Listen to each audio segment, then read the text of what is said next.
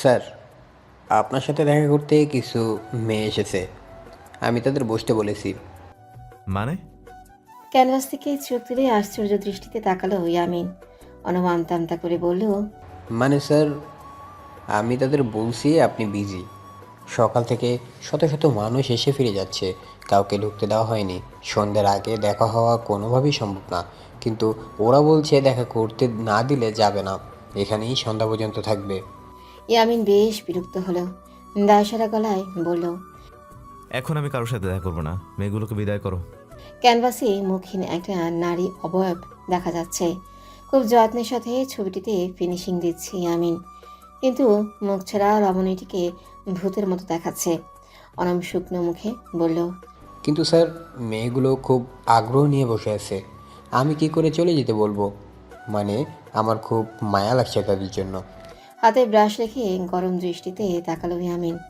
অনম চুপসে গেল, বিব্রত মুখে বলল, ঠিক আছে, আমি ওদের এখনই যেতে বলছি। সে যেতে নিলেই ইয়ামিন ডাকলো, দাঁড়াও, আগে বলো তো ঘটনা কি? তুমি আমার সাথে দেখা করানোর জন্য ওদের থেকে টাকা নিয়েছো নাকি? অনম জিভ কাটলো। এমন অভ্যাস তার আছে, আগেও ধরা খেয়েছিল কয়েকবার। তাই ইয়ামিনের সন্দেহ অযৌক্তিক নয়। অনম কানে হাত রেখে বলল, ছি ছি স্যার, একদম না, এসব আমি ছেড়ে দিয়েছি। ইয়ামিন সন্ধিহান চোখে তাকিয়ে রইল। তার ওই ধারালো দৃষ্টির সামনে নিরুপায় হয়ে পড়ল অনম। নিভু গলায় বলল, মাত্র 2,000 টাকা নিয়েছি স্যার। মেয়েগুলো জোর করে পকেটে গুঁজে দিল। ইয়ামিন একটা পাতলা কাপড় দিয়ে ক্যানভাস কভার করতে করতে বলল, কাজটা ঠিক হয় নাই। তুমি ওদেরকে টাকা ফিরাই দিবা, তুমি ওদেরকে টাকা ফিরিয়ে দিবে। আমি একজন শিল্পী আর তারা আমার ভক্ত। আমার শিল্পকে ভালোবেসে আমার সঙ্গে দেখা করতে এসেছে, আর তাদের থেকে এভাবে সুযোগ নেওয়া হচ্ছে, এটা একদমই উচিত হয়নি। অনম দুঃখী মুখে বলল, সরি স্যার, ভুল হয়েছে। তাদের সাথে ক্যামেরা ট্যামেরা নেই তো? না স্যার, একদম ক্লিয়ার। আমি দেখে শুনেই ঢুকিয়েছি।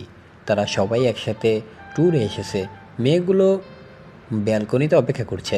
ইয়ামিনের গায়ে হাবাতা পাতলা ফিনফিনে একটা টি শার্ট, সেটা পাল্টে ফুলহাতা পোলো টি শার্ট পরল।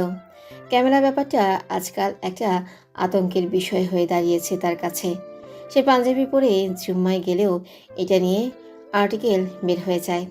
সেদিন তো রাস্তার মাঝখানে দাঁড়িয়ে আমরা খাওয়ার ভিডিও ভাইরাল হয়ে গেল। কি সাংঘাতিক ব্যাপার! বাংলাদেশে এসে নতুন যে সকল সমস্যার সম্মুখীন হতে হয়েছে, তার মধ্যে এটা সবচেয়ে ভয়ঙ্কর। তবে এই দেশের সৌন্দর্যে সে ডুবে আছে। নিজের দেশটাকে কোনোদিনও ভালো করে দেখার সুযোগ হয়নি। তাই এবার সিলেটে কনসার্টের আয়োজন করেছে সে। ভ্রমণও হবে, আবার ভক্তদের সাথে সাক্ষাৎও হবে। রোদের মধ্যে দাঁড়িয়ে ঔষুষি ঘামছে অনবরত। ফ্যানের বাতাস গায়ে লাগছে না বললেই চলে। পাশেই জ্যোতি প্রবল উৎসাহ উদ্দীপনা নিয়ে অপেক্ষা করছে। তার চোখে মুখে আনন্দ উপচে পড়ছে, আর ঐশীর লাগছে বিরক্ত। সে ত্যক্ত গলায় বলল, আসবে না দেখিস, নিজের আরামের এসিওয়ালা ঘর ছেড়ে ইয়ামিন ইব্রাহিম এই রোদের মধ্যে ফ্যানদের সাথে খোশ গল্প করতে আসবে?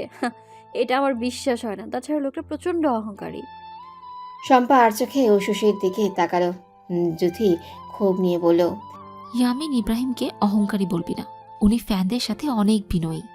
ঐশী অন্যদিকে চেয়ে বলল, ক্যামেরার সামনে সব নাটক, ব্যক্তিগতভাবে এরা অহংকারী হয়। প্রীতি বলল, তুই এত জানলে কিভাবে উষু? একবার দেখা হলেই তো বুঝবি।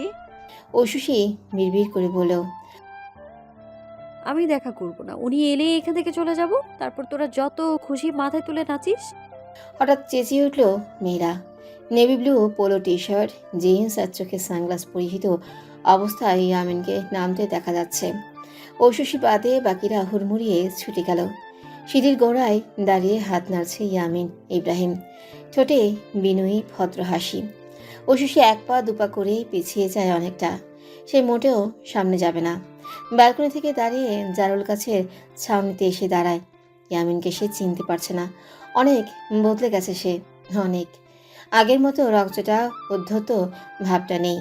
ওই চোখের মধ্যে তো তীক্ষ্ণ তেজ জলজল করতো সবসময়। আজ সেই চোখ দুটো সানগ্লাসের কালো কাচে ঢাকা। অশ্বী তাকিয়ে থাকে চুপচাপ। তার অস্বচ্ছ অনুভূতি হয়, বুকের মধ্যে কেমন ঢিপ ঢিপ করে। মানুষটার সাথে প্রায় 9 বছর আগে শেষ দেখা হয়েছিল। তখন ঐশীর বয়স ছিল মাত্র 9 কি 10। এখন সে 19 বছরের তরুণী, আর ইয়ামিন 27 বছরের যুবক। সময় বদলে গেছে কতটা। বিখ্যাত শিল্পী ইয়ামিন ইব্রাহিমকে কাছে পেয়ে মেয়েদের মধ্যে উচ্ছ্বাসে শেষ নেই। জ্যোতি প্রায় 5 মিনিট ইয়ামিনকে জড়িয়ে ধরে রেখেছে। শিল্পীদের বুঝি চাইলেই ওভাবে জড়িয়ে ধরা যায়? এসব ওদের জন্য কত সাধারণ ব্যাপার, তাই না? ঐশী তো জীবনেও পারবে না। সে নিজের বান্ধবীদের কাণ্ডে বেশ বিরক্ত। প্রায় আধ ঘন্টা যাবৎ ঐশীর 3 বান্ধবী ইয়ামিনের সাথে আনন্দপূর্ণ সময় কাটায়। ফটোগ্রাফ শেষ করে তারা ফিরে আসার সময় হঠাৎ শম্পা বলল, ও সুশীলকে কোথাও দেখতে পাচ্ছি না যে।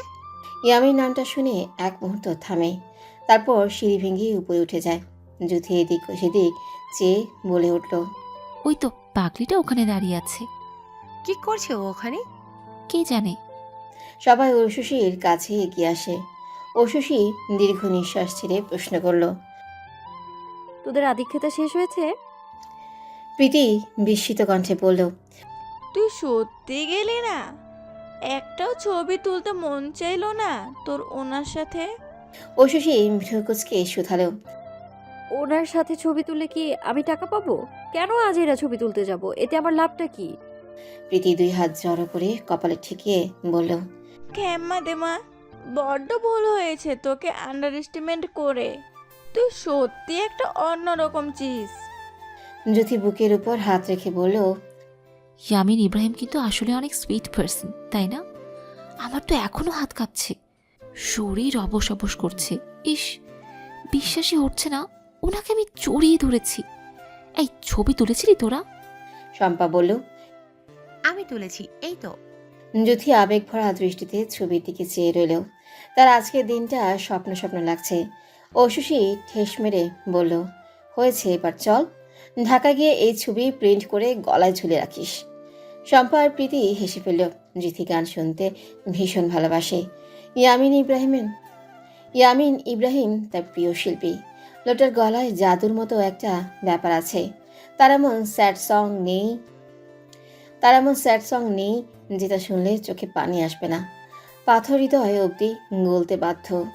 তারা কটেজে ফিরছে। মূল সড়কে গিয়ে সিএনজিতে উঠবে। হাঁটতে হাঁটতে শম্পা বলল, তুই শুধু শুধুই ওনাকে এত অপছন্দ করিস উষু।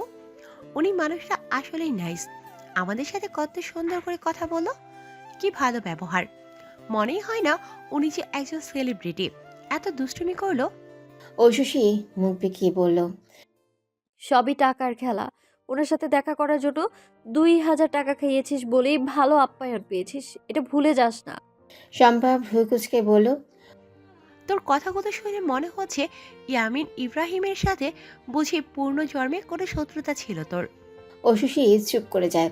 হঠাৎ অনম নামের লোকটা পেছন থেকে ডাকলো তাদের। জ্যোতিসহ বাকিরা ঘুরে তাকালো। অনম তার পকেট থেকে 1000-এর 2টা নোট বের করে জ্যোতির দিকে বাড়িয়ে দিল। টাকাটা রাখুন ম্যাডাম। স্যার ঘুষ দেওয়া আর নেওয়া দুটোই খুব অপছন্দ করে, তাই আমাকে পাঠিয়েছে আপনার টাকা ফেরত দেওয়ার জন্য। জ্যোতি ঐশীর দিকে তাকিয়ে বলল, কি যেন বলছিলি? সব টাকার খেলা, তাই না? সে টাকাও এখন ফেরত চলে এলো। তোর কি আর কিছু বলার আছে? ঐশী কথা বলে না।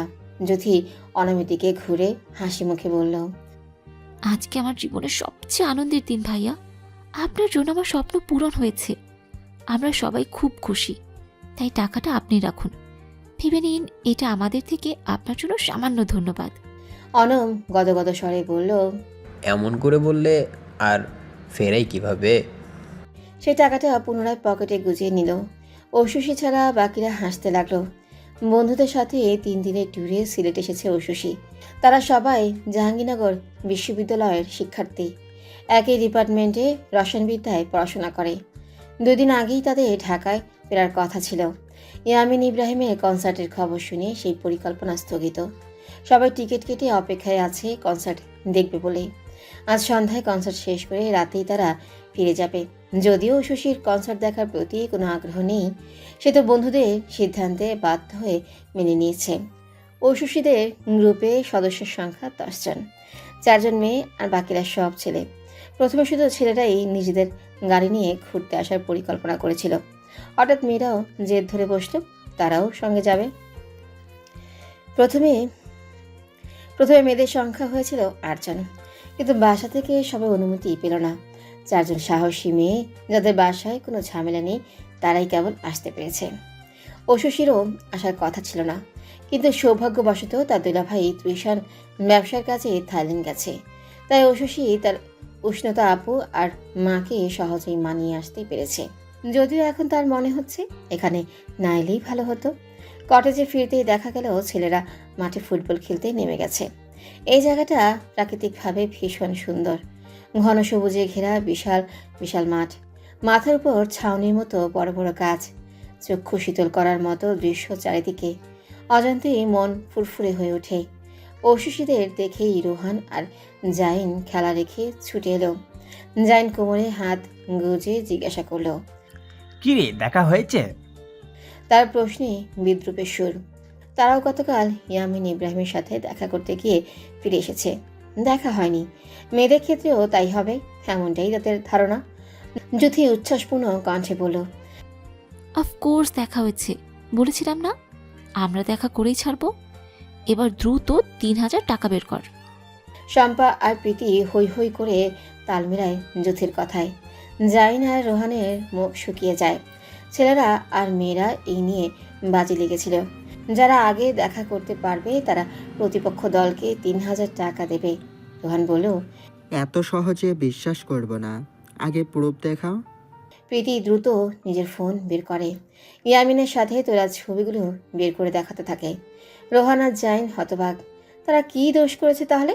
কেন তাদের সাথে দেখা করেনি ইয়ামিন ইব্রাহিম? জাইন কিছু না পেয়ে বলল, শালা একটা লুচ্চা, সুন্দরী মেয়ে দেখে বের হয়েছে। আমরা যখন গেলাম তখন তো বের হলো না। ঐশী হাসলো। তারা যে চিটিং করেছে সেই কথা তো ছেলেরা জানে না। 2000 টাকার বিনিময়ে ইয়ামিনের অ্যাসিস্ট্যান্ট অনমকে হাত করতে হয়েছে আগে, নাহলে এত সহজে দেখাটা হতো না। তবু খারাপ কি, বাজি দিতে তারা অন্তত 1000 টাকা হলেও লাভ করতে পারবে। প্রীতম ছুটে এলো, গম্ভীর ভঙ্গিতে প্রশ্ন ছুড়ল। কি হচ্ছে এখানে?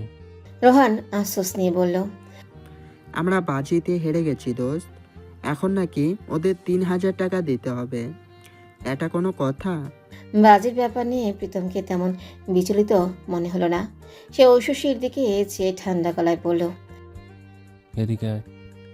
চোখে মুখে হালকা অস্বস্তি ছড়িয়ে পড়ল ঐশীর। বন্ধুরা সবাই তার দিকেই চেয়ে আছে। সে কিছু বলতে না পেরে নীরবে প্রীতমের সাথে গেল। নির্জনে এসেই থামল প্রীতম। কোমল গলায় জানতে চাইল, আমার রাতের মেসেজটা পুরোটা পড়ছিলি তুই? হুম। প্রীতম একটু আমতা আমতা করে বলল। তারপর তো কিছুই বললি না আর। ঐশী সরাসরি জবাব দিল, দেখ প্রীতম, সম্পর্কটাকে শুরু থেকেই বন্ধুত্ব ভেবে আসছি আমি। এখন অন্য কিছু চিন্তা করা আমার পক্ষে সম্ভব না। প্রীতম বিরক্ত গলায় বলল, বন্ধুত্ব থেকে কি প্রেম হয় না? তুই এমন ভাব করছিস যেন আমি পৃথিবীর প্রথম যুবক যে তার বেস্ট ফ্রেন্ডকে প্রপোজ করছে। আজও পারবো না আমি। ঐশী যেতে নিলেই প্রীতম হাত টেনে ধরল। অনুরোধের ভঙ্গিতে বলল, আমি ভয়ঙ্করভাবে তোর প্রেমে পড়ে গেছি উষু। কিছুতেই বিষয়টা সরাতে পারছি না মাথা থেকে। আর একবার ভেবে দেখ না। ঐশী চল শক্ত করে বলল। আমার হাত ছাড় প্রীতম। প্রীতম হালকা কাছে এসে বলল, না ছাড়লে কি করবি? আমরা তো ধরে রাখতেই ভালো লাগছে। সে ঐশীর হাতটা নিয়ে নিজের গালে ছোয়ালো। ঐশী বন্ধুত্ব ভুলে গেল মুহূর্তেই। তীব্র ক্রোধে জ্বলে উঠল তার শরীর। আচমকে পেছনে ঘুরে প্রীতমের গালে চর মেরে বসল। তার এমন কাজে প্রীতম ভ্যাবাচেকা খেয়ে যায়, কিন্তু অবাক হয় না। ঐশীর মতো মেয়ে এমনটাই করবে, স্বাভাবিক। বরং সে নিজেই বেশি বাড়াবাড়ি করে ফেলেছে। ঐশী নিজের হাত ছাড়িয়ে গট করে যেতে থাকে। সামনে দেখতে পায় বন্ধুরা তর্ক করছে। প্রীতি তার থেকে চেয়ে বলল, খ্যাত না উষু, আমাদের টাকা দিতে কোন জোশে করছে ওরা? তুই কিছু বল। ঐশী কোনো কথাই বলে না, থমথমে মুখে নিজের ঘরে চলে যায়। তার আচরণে অবাক হয় বাকিরা, কিন্তু ব্যাপারটা বেশিক্ষণ পাত্তা দেয় না কেউ। ঐশীর অন্যরকম স্বভাব সম্পর্কে অবগত সকলেই। তার মেজাজ কখন ভালো থাকে আর কখন খারাপ সেটা বোঝা বড় দায়। সন্ধ্যায় সবাই কনসার্টে যাওয়ার জন্য তৈরি হয়। সিএনজিতে গাদাগাদি করে বসেছে তারা 5 জন, বাকি 5 জন দ্বিতীয় সিএনজিতে। ইফাত মজা করে গান ধরল। আমায় বেবি আলায় খাইছে রে সামনে বসাইয়া। প্রীতি চেঁচিয়ে উঠল। ছি, তুই বাজে গানটা ধরলি খুঁজে খুঁজে। জাইন ঠাট্টা সুরে বলল। মজাই তো লাগছে, পরের লাইন কি হবে দোস্ত? ইফাত দ্বিগুণ উৎসাহে আবার গাইল। বারে বারে ব্রেক মারে নরম জায়গা পাইয়া রে সামনে বসাইয়া। প্রীতি কান চেপে ধরল। তোরা এত চিপ! এই ইফাত, আমি কিন্তু ধাক্কা মেরে ফেলে দিব মুখ বন্ধ না করলে। ইফাত রুড়ো গলায় বলল। ন্যাকামি কম কর, এই গান তোর চেয়েও পপুলার। তোদের মতো কামলাদের জন্যই পপুলার হয় এইসব গান। জাইন আর ফয়সাল হাসছে। ঐশী চুপ করে বসে আছে, তার মাথা ধরেছে। এখানে বস। এখানে শুধু সে আর প্রীতি, জ্যোতি আর শম্পা দ্বিতীয় সিএনজিতে।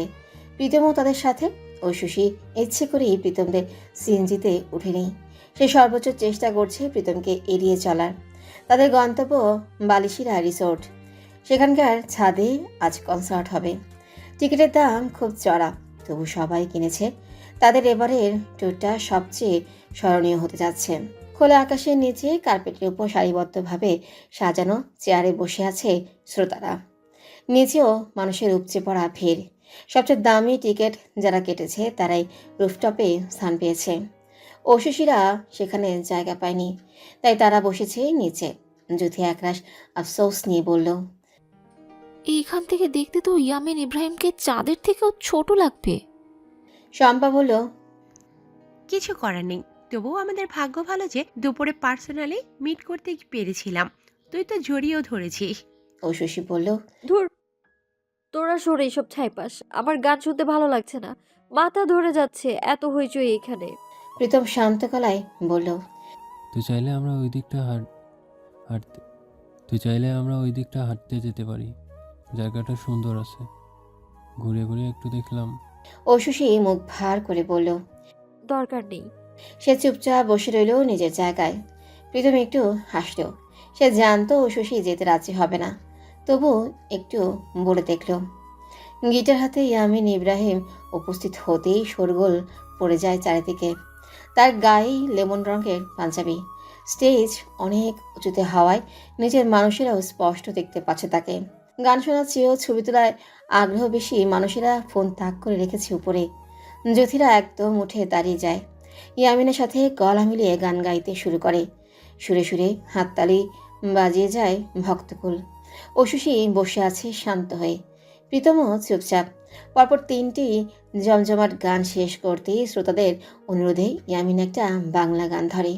সাথে সাথেই যেন বলতে চায় পরিবেশ। হল্লা থামিয়ে নিশ্চুপ হয়ে যায় সকলে। ঝুপ করে নেমে আসে নীরবতা। বাঁকা চাঁদের মায়াবী আলোয় সবুজে ঘেরা রিসোর্টটি সহসা আবেগময় রং ধারণ করে। প্রত্যেকেই বসে মন্ত্রমুগ্ধের মতো শুনতে থাকে আবেগ ছড়া কণ্ঠে গাওয়া গান। বাংলা ভাষায় এমন এক মাধুর্যতা আর মায়া আছে যা অন্য কোথাও নেই। গানগুলো শুনতে শুনতে ঐশীর চোখে জল চলে আসে। বন্ধুদের সামনে সে একটু লজ্জায় পড়ে যায়। প্রথমে তো কনসার্টে আসতেই চায়নি, অথচ এখন গান শুনে নিজেই কাঁদছে। যদি দেখলে সাথে সাথেই বলে বসবে। দেখলি তো, ইয়ামিন ইব্রাহিমের কণ্ঠে জাদু আছে, তার গান শুনে তুইও কেঁদে ফেললি। গান শুনে সবাই এত বিভোর যে কেউ কাউকে লক্ষ্যই করছে না। এই ফাঁকে ঐশী উঠেই নির্জনে চলে আসে। ভিড় ভালো লাগছে না তার। এখান থেকেও গান স্পষ্ট শোনা যায়। অতীতের বিচ্ছিন্ন স্মৃতিগুলো একে একে হানা দেয় ঐশীর মনে। সেটা আদৌ প্রেম ছিল কিনা সে জানে না, কিন্তু মানুষটা তার নরম মনে ক্ষত এঁকেছিল গভীরভাবে। সেই ঘা হয়তো আজও শুকায়নি, তাই তো ঐশী স্মৃতিকাতরতায় কাঁদছে এখনো। কনসার্ট শেষ হলো গভীর রাতে। প্রত্যেকেই ক্লান্ত। ইয়ামিন ভেতরে চলে যেতেই ভিড় কমতে শুরু করে। জ্যোতি উল্লাস নিয়ে বলল। লাইট গ্রিন পাঞ্জাবিতে কি জোশ লাগছিল তাকে, তাই না? আমি তো একদম ফিদা। প্রীতি বলল। আমি তো গান শুনেই কাইত। লাস্ট গানটা কি আসাম ছিল না রে? শম্পা আড়মোড়া ভেঙে উঠে দাঁড়ায়, হাই তুলে বলল। এই টিপটা বেস্ট এবার। হঠাৎ প্রীতম এসে উত্তেজিত গলায় জিজ্ঞাসা করলো। উষুকে দেখছিস কেউ? মুহূর্তেই প্রত্যেকের চেহারায় অস্থিরতা খেলে যায়। আসলেই ঐশীকে অনেকক্ষণ ধরে দেখা যাচ্ছে না। প্রীতি বলল। ওয়াশরুমে নাকি? আমি চেক করে আসি। শম্পা বলল। আমিও যাব তোর সাথে। প্রীতম ব্যাকুল হয়ে যায়। 7 বন্ধু 7 দিকে ছড়িয়ে পড়ে। ফয়সাল বুদ্ধি করে বলল। জ্যোতি বলল। কিন্তু উষুর ফোন তো আমার কাছে। Oh shit. প্রীতম বেসামালের মতো এদিক ওদিকে যেতে থাকে, কিন্তু ঐশীকে কোথাও খুঁজে পাওয়া যায় না। মেয়েটা যেন হাওয়ায় মিশে গেছে। একটু পর শম্পা আর প্রীতি এসে জানায় বাথরুমেও ঐশী নেই। সকলের দুশ্চিন্তার মাত্রা গাঢ় হয়। প্রীতম দৌড়ে কোথাও যেতে থাকে। তার পক্ষে বসে থাকা সম্ভব না। প্রেস থেকে সাংবাদিকরা এসেছে। যে মেয়েটি ইয়ামিনের ইন্টারভিউ নেবে তার নাম অথই। বেশ জমকালো শ্বাস দিয়েছে সে। প্রচণ্ড উত্তেজনায় তার একটু নার্ভাস লাগছে, কারণ সে নিজেও কখনো ইয়ামিন ইব্রাহিমকে সামনাসামনি দেখেনি। এয়ার কন্ডিশনের কাছে বসেও কিছুটা ঘামছে সে। মেকআপ ম্যান টিস্যু দিয়ে তার ঘাম মুছে দিচ্ছে। ঘরে বসেই বিছানায় গা এলিয়ে দেয় ইয়ামিন। অবসন্ন বোধ হচ্ছে তার। আগামীকাল খুব ভোরে উঠতে হবে। শ্রীমঙ্গল ঘুরে দেখার আকাঙ্ক্ষা নিয়ে সিলেট এসেছিল। শীতকালে শ্রীমঙ্গলের সৌন্দর্য অন্যরকম থাকে। অবশ্য বাংলাদেশে শীত মানে দিনে রোদ, রাতে কুয়াশা, আর মাঝে মাঝে বৃষ্টি। ডান পাশে ক্যানভাসের দিকে চোখ যেতেই একটা দীর্ঘশ্বাস বের হয় বুক ছিঁড়ে। পানির মধ্যে ভাসমান একটা নারী অবয়ব দেখা যাচ্ছে। স্বচ্ছ জলের চেয়েও সুন্দর হবে নারীটির স্বচ্ছ মুখ। ছবিটা খুব অনন্য হতে পারত যদি ইয়ামিন রমণীর ওই অপরূপ স্বচ্ছ মুখশ্রী কল্পনা করতে পারত। গত 8 মাস ধরে চমৎকার এই পেন্টিংটি অসম্পূর্ণ অবস্থায় পড়ে আছে। কিছুতেই উপযুক্ত সেই মুখ কল্পনায় আসছে না। দিঘির জলের মতো সুন্দর টলটলে প্রাণবন্ত গম্ভীর 2 চোখ সহ একটি নারী মুখ কল্পনা করা কি এতটাই কঠিন? দরজায় ঠকঠক শব্দ হলো। হাতে শরবতের গ্লাস নিয়ে ঢুকলো ইউনিফর্ম পরিহিত একটি মেয়ে। মাথা নত করে বেশ বিনয়ের সাথে বলল। স্যার, প্রেস থেকে কিছু লোকজন এসেছে, আপনার ইন্টারভিউ নিতে চায়। ইয়ামিন শরবতের গ্লাস নিতে নিতে বলল। এখন তো খুব টায়ার্ড, আমি আপাতত আর বের হচ্ছি না। কাইন্ডলি ওনাদের চলে যেতে বলো। ওকে স্যার, কিন্তু আপনার জন্য ভক্তরা অনেক গিফটস পাঠিয়েছে, সেগুলো কি রুফটপে থাকবে নাকি লিভিং রুমে এনে রাখবো? আপনাকে কষ্ট করতে হবে না, আমি আমার অ্যাসিস্ট্যান্টকে দিয়ে আনিয়ে সব নিব। সব কিছু আনিয়ে নিব। ওকে। মেয়েটি দাঁড়িয়ে আছে। ইয়ামিন প্রশ্ন করলো। আর কিছু বলবেন? সে খুব ইতস্তত করে বলল। স্যার, আমি কি একটা অটোগ্রাফ পেতে পারি? তার হাত রীতিমতো কাঁপছে। সে লজ্জায় চোখ তুলে তাকাতেও পারছে না। ইয়ামিন মুচকে এসে বলল। নিশ্চয়ই পারেন। মেয়েটির সাথে সাথে খালি গ্লাস আর ডিশ টেবিলে রাখলো। তারপর গা থেকে কোটিটা খুলে ফেললো। নিজের চুলগুলো সামনে এনে পিঠ বাড়িয়ে দিল। ইয়ামিন হতভম্ব হয়ে বলল। কি ব্যাপার? মেয়েটি কাপা কণ্ঠে বলল। অটোগ্রাফটা আমার পেছনে টি শার্টের উপর চাই। মার্কার পেন বের করলো। ইয়ামিন বাধ্য হয়ে সেখানে অটোগ্রাফ লিখল। এক এক মানুষের এক এক রকম চাহিদা। একবার তো এক মেয়ে এসে নিজের খালির উপরে অটোগ্রাফ চেয়ে বসেছিল। Thank you so much sir. Most welcome. Anam হুড়মুড় করে ঘরে ঢুকলো। আর একটু হলেই মেয়েটির সাথে ধাক্কা খেয়ে কাচের গ্লাস ভেঙে ফেলতে নিচ্ছিল সে। তার শরীর বেশ হাট্টাগট্টা, উচ্চতায় একটু বেটেই বলা চলে। চলাফেরা দেখলেই মনে হয় নিজের শরীরটা আলগাতে বেশ কষ্ট হয় তার। ইয়ামিন বলল। আস্তে চলো অনম, কি হয়েছে? অনম অস্থির ভঙ্গিতে বলল। একটা বিরাট কাণ্ড হয়ে গেছে স্যার। এখনই বড় দুর্ঘটনা ঘটে যাচ্ছিল।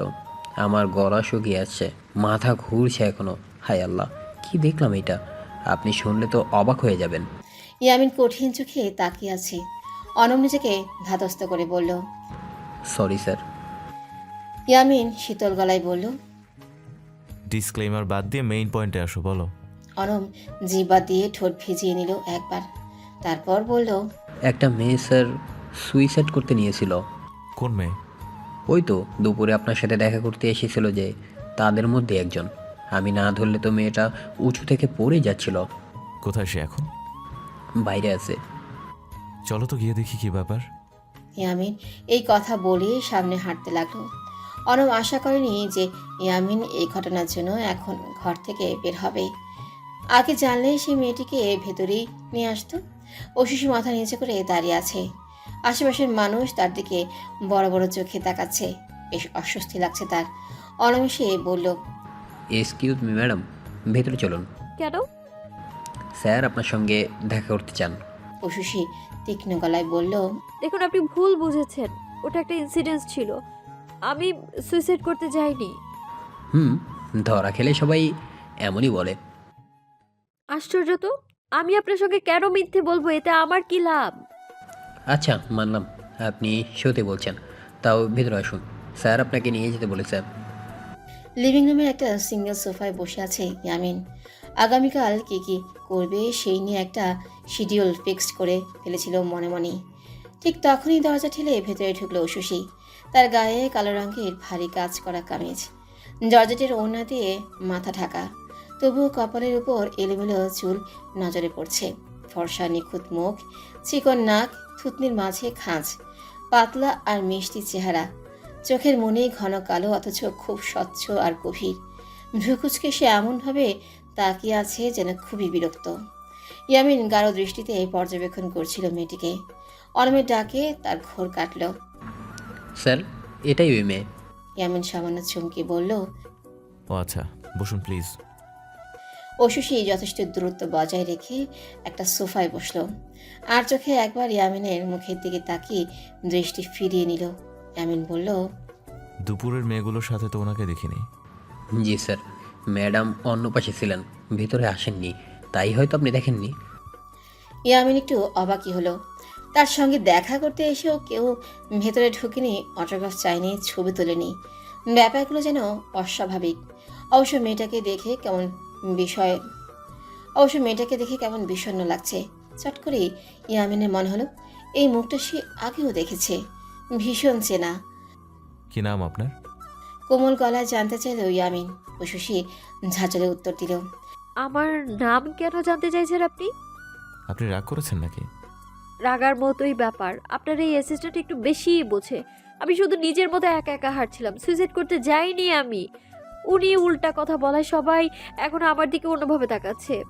ইয়ামিন অনমের দিকে চাইল। অনম বিপর্যস্ত গলায় বলল, স্যার বিশ্বাস করুন, আমি নিজের হাতে ম্যাডামকে থামিয়েছি, না হলে এতক্ষণে। হাত দিয়ে উপরে ইশারা করলো অনম। তার চোখ মুখ হতাশায় ছেয়ে গেল। ইয়ামিন বলল, তাহলে অনম যে বলেছে আপনি উঁচু থেকে পড়ে যেতে নিচ্ছিলেন? ওটা জাস্ট একটা ইনসিডেন্ট ছিল, আমি অন্ধকার ঠিক দেখতে পাইনি। দেখছেন স্যার, দুর্ঘটনা তো একটা ঘটে নিচ্ছিল আজকে, আমি ভুল কিছু করিনি। নিজের হয়েই সাফাই গেল অনম।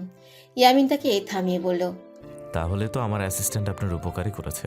আপনার উচিত তাকে ধন্যবাদ দেয়া। সেটা না করে উল্টো ব্লেম করছেন কেন? অশুষি অনমের দিকে তাকিয়ে বলল, ধন্যবাদ। এবার কি আমি যেতে পারি? জি না। খুব শান্ত গলায় বলল ইয়ামিন। কেন? অশুষি চোখ বড় করে তাকালো। ইয়ামিন মৃদু স্বরে বলল, আপনাকে দেখে মনে হচ্ছে এখনো কিছুটা আনস্টেবল। একটু বসুন, অনম আপনাকে পৌঁছে দিবে। তার কোনো দরকার নেই, বাইরে আমার ফ্রেন্ডের অপেক্ষায় আছে। কনসার্ট অনেকক্ষণ আগেই শেষ, হতে পারে তারা চলে গেছে। অসম্ভব, আমাকে রেখে তারা কেন যাবে আজব? ইয়ামিন অনমের দিকে চেয়ে বলল। অনম দেখো তো বাইরে কেউ আছে নাকি? অশুষির এবার একটু ভয় করতে লাগলো। সত্যি যদি তারা চলে গিয়ে থাকে? পর মুহূর্তেই আবারও ভাবলো এটা অসম্ভব। অশুষিকে এখানে ফেলেই তারা কেন যাবে? অনম বাইরে গেল, কিন্তু সে কাউকে খোঁজার চেষ্টা করলো না। ভেতরের কথা শোনার অভিলাষে দরজার কাছেই কান পেতে দাঁড়িয়ে রইল। ইয়ামিন গলা খাকারি দিয়ে বলল, আমার অ্যাসিস্ট্যান্ট আপনার জীবন বাঁচিয়েছে। বলা যায় আপনি এখন আমার কাছে দায়গ্রস্ত। জীবনের চেয়ে বড় দায় আর কি হতে পারে বলুন? অশুষি কপালে ভাঁজ সৃষ্টি হলো। সুচালো দৃষ্টিতে শুধালো, মানে কি বলতে চান আপনি? বলতে চাই আপনি জীবনের দায় ঋণগ্রস্ত হয়ে গেলেন আমার কাছে। অশুষি ভ্রু উঁচু করে বলল, তাহলে কি এখন আপনি ঋণের শোধ চাইছেন? চাইতেই পারি। আশ্চর্য হলো অশুষি। ইয়ামিন ইব্রাহিমের মতো একজন মানুষ তার মতো সাধারণ মেয়ের কাছে কি চাইতে পারে? তাকে দেওয়ার মতো কি বা আছে ঐশীর? কৌতূহল মেটাতেই সে প্রশ্ন করল। কি চান আপনি আমার কাছে? ঘন্টাখানেক সময়। ঐশী হতভাগ। ইয়ামিন বলল, যদি কিছু মনে না করেন, আমি আপনার একটা পোর্ট্রেট আঁকতে চাই। ঐশী হাঁ করে তাকিয়ে আছে। মনে হলো লোকটা তার সঙ্গে তামাশা করছে। ইয়ামিন মৃদু হেসে বলল, চিন্তার কিছু নেই, আমি বেশি সময় নেব না, মাত্র 1 ঘন্টা। সে উত্তরে আশায় ঐশীর দিকে তাকিয়ে আছে, মুখে হাসি নিয়ে। ঐশী মেজাজ চড়ে গেল। সে রাগান্বিত ভঙ্গিতে বলে উঠল, এই আপনি নিজেকে কি মনে করেন? হ্যাঁ, সেলিব্রিটি বলেই আপনি সবাইকে ভাও দিবেন? হ্যাঁ, আপনার আলতু ফালতু কথা শুনে চলবে? আপনি যা বলবেন তাই করবে। আমি অন্যদের মতো না যে আপনার কথা নাচবো, ওকে? কথাগুলো এক নিঃশ্বাসে বলি তরাক করে উঠে দাঁড়ালো সে। ইয়ামিনের উত্তরের তোয়াক্কা না করেও বেরিয়ে গেল কটেজ থেকে। বাইরে দাঁড়িয়ে এতক্ষণ সব শুনছিল অনম। ঐশী বের হতে সে তরবর করে ভেতরে ঢুকলো। ইয়ামিন মিটার যাওয়ার পথে তাকে হানমনে হাসছে। মনে হয় এই প্রথম কেউ তার সাথে এত রুক্ষভাবে কথা বলেছে। এই অভিজ্ঞতা তার কাছে নতুন। অনমের হঠাৎ মনে হলো তার স্যার কি এই অদ্ভুত মেয়েটার প্রেমে পড়ে গেল নাকি? মেয়েটা এমন বেয়াদবের মতো কথা বলে গেল, অথচ স্যার ভাসছেন। সর্বনাশ! সে কাচুমাচু ভঙ্গিতে বলল, বাইরে তো কেউ নেই স্যার, ম্যাডামকে যেতে দিলেন কেন? অনমের কথা শুনেই ইয়ামিনের হাসি উজ্জ্বল হলো। সে ঘরে যেতে যেতে বলল, দ্যাটস গুড। কাউকে খুঁজে না পেয়ে সে এখানেই ব্যাক করবে। Keep an eye on her. প্রেসের লোকদের কি বলবো স্যার? যা মন চায় বলে দিও। এটুকু বলেই ঘরে ঢুকে যায় ইয়ামিন। অনম দ্রুত বাইরে বের হয়। ঐশীর পেছন পেছন যেতে হবে তাকে। করিডোরের প্রবেশ মুখে ইয়ামিনের বিশাল বড় একটা সাইনবোর্ড লাগানো। ছবিতে তার হাতে একটা মাইক, মুখে মৃদু হাসি। ঐশী সেখানে এসেই থামলো। রাগে শরীর ঘামছে। লোকটা তার পোর্ট্রেট আঁকতে চায় মানে? সে কি বলিউড কুইন ঐশ্বরিয়া? না, আশ্চর্য ব্যাপার তো। সাইনবোর্ডের কাছে দাঁড়িয়ে ক্যামেরার সামনে কথা বলছে এক লাস্যময়ী সুন্দরী উপস্থাপিকা। ঐশী নজর চায় পোস্টারের দিকে। সেখানে নামটা জলজল করছে, রকস্টার ইয়ামিন ইব্রাহিম। সেদিকে চেয়ে থাকে ফিসফিসিয়ে বলল, রকস্টার না ছাই, যত সব ফাজিল কুমতলবি অসভ্য। উষু, কাকে গালি দিচ্ছিস তুই? যদি তার পাশে এসে দাঁড়িয়েছে। ঐশী থতমত খেয়ে বলল, কই, কাউকে না তো। বন্ধুরা তাকে হন্যি হয়ে খুঁজছিল। করিডোরে এসেই দেখা হয়ে সবার সাথে। প্রীতি আর শম্পা সহ সব ছেলেরাও দৌড়ে আসে। জ্যোতি ধমক দিয়ে প্রশ্ন করল, কোথায় ছিলে এতক্ষণ? খুঁজতে খুঁজতে পাগল হয়ে যাচ্ছিলাম আমরা। ঐশী নিচু গলায় বলল, আশেপাশে হাঁটছিলাম, জায়গাটা সুন্দর তাই দেখছিলাম ঘুরে ঘুরে। তার উত্তর শুনেই কপালে হাত ঠেকায় সবাই। শম্পা বলল, আর এইদিকে আমরা ভাবলাম তুই বুঝি হারিয়ে গেছিস। প্রীতম তো এখনো তোকে খুঁজছে। অনম প্রেসের লোকজনের উদ্দেশ্যে বলতে লাগলো, স্যার এখন অনেক টায়ার্ড। স্যার এখন অনেক টায়ার্ড, উনি রেস্টে আছেন, তাই আজকে কোনো ইন্টারভিউ হবে না, আপনারা চলে যান। সবার মাথায় আকাশ ভেঙে পড়ল। কত আশা নিয়ে ক্যামেরা হাতে দাঁড়িয়েছিল সবাই। এত অপেক্ষার পর এখন এই কথা? ঐশী মনে মনে ভাবলেও ইন্টারভিউ দেওয়ার সময় থাকবে কেন তার? সে তো মেয়েদের প্রতিকৃতি অঙ্কনে ব্যস্ত। জ্যোতি ছেলেদের দিকে ঘুরে বলল, এই, তোরা কেউ একটা ফোন লাগাতো প্রীতমকে। জানা যে উষুকে পাওয়া গেছে। বেচারা যেভাবে ছুটোছুটি করছিল, যেন ওর গার্লফ্রেন্ডই হারিয়ে গেছে। জ্যোতির কথায় হেসে উঠল বাকিরা। ঐশী মুখ শক্ত করে বলল, ফ্রেন্ডরা আমার কাছে ভাই বোনের মতো। তোদের নিয়ে এমন ফাজলাম আমার মোটেও পছন্দ না, জুথি। হৃদয় বলল, রাগ করিস না অশু, প্রীতম সবাইকে নিয়েই একটু বেশি সেন্সিটিভ। এটা পার্সোনালি নেওয়ার কিছু নেই। ঐশী হাত ভাঁজ করে সবার উদ্দেশ্যে জানতে চাইল, কখন বের হচ্ছি আমরা? সেগুনবাগিচা জাতীয় চিত্রশালায় আজ উপচে পড়া ভিড়। সকালের দিকে এত মানুষ থাকার কথা না। প্রদর্শনী চললেও বিকেলের দিকে ভিড় বাড়ে। সকালটা নিরিবিলি থাকে এখানে। তবে আজ যেন নিয়মের ব্যতিক্রম ঘটেছে। এর বিশেষ উদ্দেশ্য হলেও প্রথমবার ইয়ামিন ইব্রাহিমের চিত্রকর্ম বাংলাদেশে শিল্পকলা একাডেমিতে প্রদর্শিত হচ্ছে। সঙ্গীতপ্রেমী মানুষেরা হুট করে চিত্রপ্রেমী হয়ে উঠেছে। সেই সাথে সেই সুবাদে আজ ভবনে বাজছে ইয়ামিন ইব্রাহিমের গান। অশুষী স্থির ভাস্কর্যের মতো দাঁড়িয়ে আছে একটা জায়গায়। তার শরীর পাথরের মতো শক্ত হয়ে গেছে। আশেপাশে এবং পেছনেই এত মানুষ ধাক্কাধাক্কি করছে, তবু অশুষী নিজের জায়গা থেকে এক চুল নড়ছে না। প্রীতি বিপর্যস্ত কণ্ঠে বলল, অনেক হয়েছে উষু, আর কত দেখবি? বোঝাই তো যাচ্ছে এটা তুই না। চল এখান থেকে প্লিজ। পাল্টে উৎসুক দৃষ্টি প্রীতি আর ঐশীর দিকে অবাক হয়ে তাকায়। প্রীতির অনুরোধ মোটেও কানে তোলে না ঐশী। সে বিড়বিড় করে আগুন ঝরা কণ্ঠে বলল, এটাই আমি। দেখ, আমার নাকের তিলটায় পর্যন্ত বিল আছে। উপস্থিত জনতারা পেন্টিংয়ের ছবির সাথে ঐশীর মুখখানি মেলাতে ব্যস্ত হয়। প্রীতিও অবাক হয়ে যায়। সত্যি ঐশীর নাকের ডগায় একটা ছোট্ট বাদামি তিল আছে, যা পেন্টিংয়ের নাকেও উপস্থিত। চমৎকার একটা ছবি। পানিতে সাঁতার কাটছে টানা চোখের সুন্দরী এক রমণী। তার রূপের অভিজাত্য দেখে মনে হচ্ছে পুরোনো আমলের কোনো প্রিন্সেস। একটা শুকনো ঢোক গেলার চেষ্টা করে প্রীতি। সে জানে এই ছবির সাথে ঐশীর মুখের 98 ভাগ মিল, তবু ইচ্ছাকৃত ব্যাপারটা অস্বীকার করছে সে। হঠাৎ একজন আগন্তুক এসে তুমুল উৎসাহী কণ্ঠে শুধালো।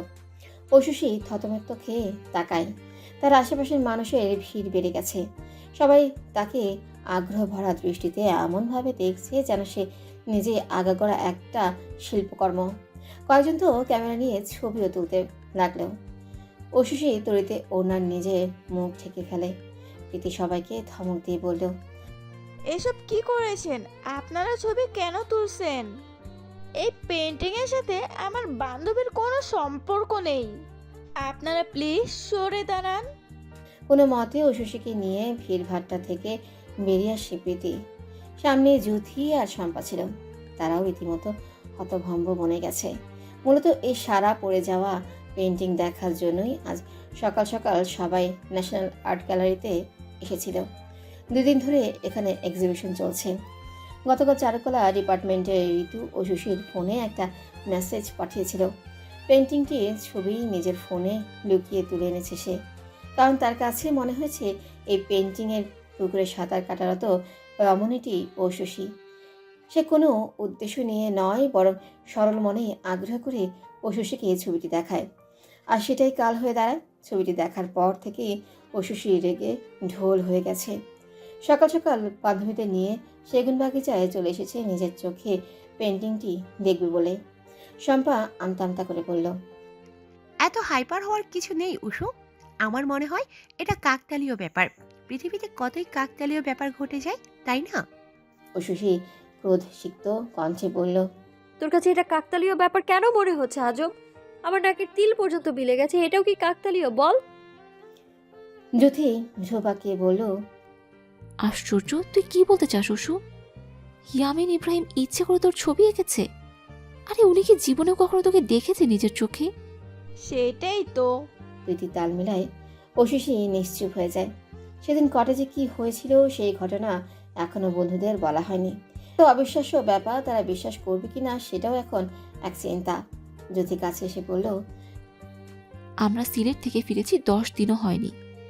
এই অল্প সময় কি উনি এত ভালো একটা পেন্টিং এঁকে ফেলেছেন? আমি শুনেছিলাম এই ধরনের ছবি আঁকতে কমপক্ষে 2 মাস সময় লাগে। আমার নিজের মামাও পেইন্টার, আমি জানি না। ঐশী কটপট করে তাকালো। ক্ষুব্ধ গলায় জানতে চাইল, তাহলে আমার চেহারার সাথে এই ছবির এত মিল কি করে হলো? বোঝা আমায়, এটা কি শুধুই কাকতালীয়? হতে পারে কাকতালীয়। কাম ডাউন। ঐশী মানতে পারছে না। লোকটা সেদিন তাকে যেভাবে খুঁটিয়ে দেখছিল, মনে হয় ইচ্ছাকৃতই এই কাজ করেছে। ঐশীর মুখ কি তার নিজস্ব সম্পত্তি নাকি, যে যখন ইচ্ছে পেন্টিংয়ে বসিয়ে দিবে? ব্যাপারটা হজম করতে পারছে না সে কিছুতেই। কেন এই ছবির সাথে তার মুখের এত মিল? গায়ে অদ্ভুত জ্বালা ধরে যাচ্ছে। প্রীতি পেন্টিং কিনে নেওয়ার বুদ্ধি দিল, কিন্তু সেই বুদ্ধি কোনো কাজেই লাগলো না। কারণ পেন্টিংয়ের পাশে লাল দাগে লেখা ছিল, এই চিত্রকর্মটি বিক্রির জন্য নহে। সেবারের মতো শান্ত হয়ে বাড়ি ফিরে ঐশী। এক্সিবিশন যেহেতু চলছেই, একবার না একবার নিশ্চয়ই ইয়ামিন ইব্রাহিম আর্ট গ্যালারিতে আসবেন। তখন ঐশসীও যাবে দেখা করতে। সরাসরি প্রশ্ন করবে এহেন কাণ্ডের অর্থ কী। যদি লোকটা অস্বীকার করে তাহলে ঐশসী ঘুষি মেরে তার নাক চাপটা বানিয়ে দেবে, আর যদি স্বীকার করে তাহলে ভালো, অন্তত বন্ধুরা বুঝবে সে মিথ্যে বলেনি। অপেক্ষার দিন গুনতে থাকে ঐশসী। একদিন জানাজার এক্সিবিশনের শেষ দিন, ইয়ামিন থাকবে। সেদিন আর্ট গ্যালারিতে 21শে বইমেলার চেয়েও বেশি ভিড় হয়েছিল। ঐশসীরা 10 বন্ধু মিলেই গিয়েছিল। ইফাত মজা করে বলছিল, সিরিয়াসলি উশু, তুই এটা কিভাবে ভাবছিস যে ইয়ামিন ইব্রাহিম তোর পেন্টিং আঁকবে? তার কি রুচির এতই অভাব? ঐশসী রেগে ইফাতের চুল টেনে দিতে যায়। শম্পা তাদের থামিয়ে বলল।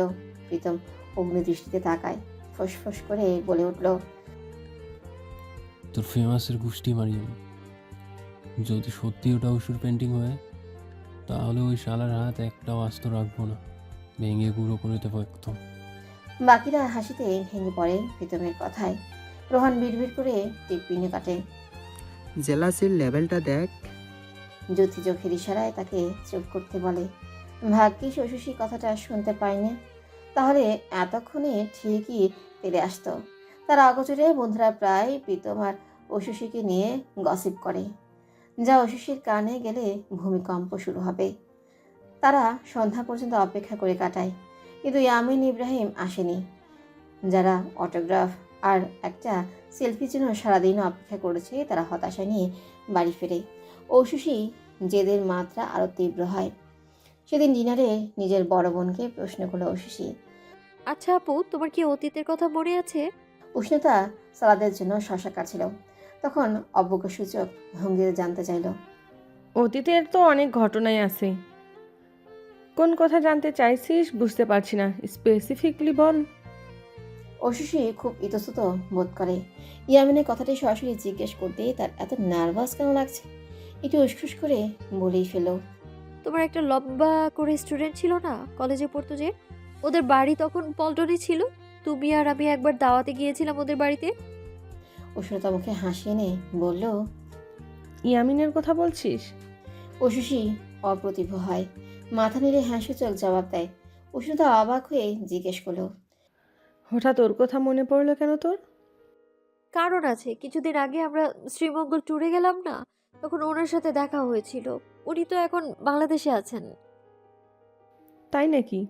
ও তো এখন অনেক বড় শিল্পী টিল্পী হয়ে গেছে, তোকে চেনার কথা না, চিনেছে নাকি? চিনতে পারিনি আপু। সেটাই স্বাভাবিক, সেজন্য কি তোর দুঃখ লাগছে? ঐশসী প্রতিবাদে গর্জে উঠল, মোটেও না, দুঃখ কেন লাগবে, বরং আমি খুশি হয়েছি। যদি চিনে ফেলতো তাহলে বরং আমি অস্বস্তিতে পড়ে যেতাম। তখন আমি কত ছোট ছিলাম, কত বোকা বোকা কাণ্ড করেছি আমি। ভালোই হয়েছে যে আমায় চিনতে পারেনি উনি। ছোট বোনের কথা শুনে উষ্ণতায় হেসে ফেলল। টেবিলে খাবার সাজাতে বলল, অনেক ছোট ছিলি তুই, তোর বয়স তখন মাত্র 8 কি 9 হবে। তুমি তোমার সব স্টুডেন্টদের ব্যাপারেই গল্প করো, কিন্তু ওনার ব্যাপারে কখনো গল্প করনি তো। উনি কেমন ছিল ছাত্র হিসেবে? উষ্ণতা একটু অন্যমনস্ক হয়ে যায় এবার। দীর্ঘশ্বাস ফেলে বলে, হঠাৎ এসব কেন জানতে চাইছিস তুই? এমনি কৌতূহল হচ্ছে। এত বড় একজন শিল্পী তোমার স্টুডেন্ট ছিল, ব্যাপারটা কি গৌরবের, তাই না? I am so proud of you আপু। সেই জন্যই জানতে চাইছি আর কি, তোমাদের সম্পর্ক কেমন ছিল বলো না। উষ্ণতা রাশভারী কণ্ঠে বলল, সে খুব অবাধ্য স্টুডেন্ট ছিল ইস্যু, কখনো আমার কথা শুনতো না। ওই বয়সে স্মোকিং করতো, খারাপ সঙ্গীদের নিয়ে চলতো। মূলত ওকে ভদ্র বানানোর জন্যই শিমলা আন্টি আমাকে রেখেছিলেন। তিনি চেয়েছিলেন আমি যেন শুধু ইয়ামিনকে স্টুডেন্ট হিসেবে না, ছোট ভাইয়ের মতো মানুষ করি। তারপর কি হয়েছিল? তুমি কি তাকে মানুষ করতে পেরেছিলে? উষ্ণতার কণ্ঠ থেকে ঝরে পড়ে আক্ষেপ। পারিনি, উল্টো সে আমার জীবনটাই তাণ্ডব বানিয়ে দিয়েছে। মানে? ছাড়ো সব কথা, প্লিজ আপু বলো না কি হয়েছিল। উষ্ণতা কয়েক মুহূর্ত চেয়ে থেকে বলল, সে আমার প্রেমে পড়ে গিয়েছিল। ঐশসী রীতিমতো আটকে উঠল। যদিও ব্যাপারটা সে একটু আধটু জানতো, তবু অবাক হয়ে জিজ্ঞেস করলো, বলো কি তারপর? তারপর আর কি, তোর ত্রিশান ভাইয়ের সাথে আমার তখন 2 বছরের সম্পর্ক চলে। এসব জেনে নানান ধরনের পাগলামি শুরু করে দেয় সে। তার বয়সটাই ছিল ওই রকম। আমি ইয়ামিনকে পড়ানো ছেড়ে দিয়েছিলাম। তার কিছুদিন পর তৃষানের সাথে আমার বিয়ে হয়ে যায়। একদিন প্রিয়ন্তী আপুর কাছে শুনেছিলাম ইয়ামিন নাকি লেখাপড়ার জন্য বিদেশ চলে গেছে। আর কোনোদিন দেখা হয়নি আমাদের। কথা শেষ করে উষ্ণতা কেমন একটু অন্যমনস্ক হয়ে পড়ল। ওই ঘর থেকে তার শাশুড়ি ডোনা ডাকলেন। উষ্ণতা, তোমার ছেলে কি করছে দেখো। পড়াশোনা রেখে ভিডিও গেম খেলছে। ওর হাতে মোবাইল দেয় কে? উষ্ণতা যেতে নিলেই হাত ধরে তাকে থামালো শশী। একটু অন্যরকম গলায় বলল, আচ্ছা আপু, ধরো যদি ওই সময় তৃষান ভাই তোমার জীবনে না থাকতো, তাহলে কি তুমিও ওর প্রেমে পড়ে যেতে? উষ্ণতা এই কথা শুনে প্রচণ্ড রেগে যায়। ধমকের স্বরে বলল, এটা আবার কেমন প্রশ্ন? ওকে আমি ছোট ভাইয়ের মতো দেখতাম। এগুলো কখনো চিন্তাও করিনি। উষ্ণতা হাত ছাড়িয়ে চলে যায়। ও শশী দাঁড়িয়ে থাকে শটান হয়ে। একটু পর ফিসফিস করে বলে, ভেরি ট্রাজিক লাভ স্টোরি। হঠাৎ তার মস্তিষ্কে হানা দেয় একটা প্রশ্ন। প্রিয়ন্তী আপুকে জিজ্ঞেস করলে কি ইয়ামিন ইব্রাহিমের বাড়ির ঠিকানা পাওয়া যাবে? গাজীপুরের একটা বাগান বাড়িতে আজ 3 দিন ধরে অবস্থান করছে ইয়ামিন। তার নিরিবিলি জায়গা খুব পছন্দ। নীরবে বসে গান লিখতে তার কখনো খারাপ লাগে না। এখানে তাকে বিরক্ত করার জন্য কেউ না থাকলেও সে বিরক্ত হচ্ছে। কয়েকদিন ধরে তার প্রচণ্ড সর্দি আর গলা ব্যথা। দিনরাত আদা চা খাচ্ছে, কুসুম গরম পানি দিয়ে কুলকুচি করছে, তবুও লাভ হচ্ছে না। আগামীকাল তার একটা রেকর্ডিং আছে, সেটা মনে হয় ক্যান্সেল করতে হবে। মেজাজটা চড়ে আছে। সকালে তার ঘুম ভেঙেছে কোকিলে সুর শুনে। কুহু কুহু ওই ডাকটা অসহ্য বোধ হওয়ার দ্বিতীয় কারণ। বসন্ত না আসতে এখানে কোকিল চলে এসেছে কেন কে জানে। এখনো শীতের আমেজ কাটেনি। সকালে ঘুম ভাঙলে কুয়াশাময় ঝাপসা পৃথিবী দেখা যায়। ইয়ামিন ঘরে এসে বিছানায় পা তুলে বসলো। ল্যাপটপ করে নিতে যাবে তখনই নজর গেল দক্ষিণ পাশের দেয়ালে ঝোলানো পেন্টিংয়ের দিকে, যেটি সে নিজের হাতে খুব যত্নে এঁকেছে। ইয়ামিন কিছুক্ষণ পেন্টিংয়ের দিকে তাকিয়ে রইল। অবশেষে কাঙ্ক্ষিত রমণীর মুখটি কল্পনা করতে সফল হয়েছে সে। কিন্তু এই মুখে কোনো হাসি নেই। কেমন অদ্ভুত দৃষ্টিতে মেয়েটি তাকিয়ে আছে তার দিকে, যেন খুব বিরক্ত সে। ইয়ামিনে অস্বস্তি লাগছে। এই ছবিটি তার খুব ব্যক্তিগত, তাই সেটা এক্সিবিশনে পাঠাতে চায়নি। কিন্তু মিসেস শিমলা ছবিটি এত পছন্দ করেছেন যে ছেলের অগোচরেই ছবিটি পাঠিয়ে দিয়েছেন। এই কথা জেনে তো ইয়ামিন মহা বিরক্ত হয়েছিল। কিন্তু শিমলা বললেন, ইয়ামিন এক্সিবিশন শেষ হতেই ছবিটি আনানোর ব্যবস্থা করেছে। তারপর নিজের শোবার ঘরে দেয়ালে টানিয়ে রেখেছে। মিসেস শিমলার ধারণা সত্যি হয়েছিল। ছবিটি এক্সিবিশনের সেরা পেইন্টিং হিসেবে নির্বাচিত হয়েছে। কত মানুষ কিনতে চেয়েছে, কিন্তু ইয়ামিন তো বিক্রি করবে না। এই পেইন্টিংয়ের সাথে তার হৃদয়ের একটা যোগসূত্র তৈরি হয়ে গেছে ইতিমধ্যেই। আচ্ছা, যোগসূত্রটা কি খালি পেইন্টিংয়ের সাথে, নাকি পেইন্টিংয়ের ওই অপরূপ চিত্ররূপ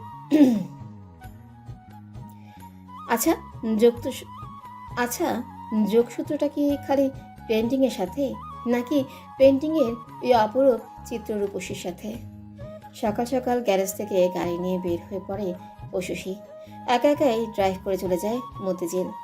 সেখান থেকে একে একে জুথি, প্রীতি আর শম্পাকে নিয়ে রওনা দেয় মূল গন্তব্যস্থলে।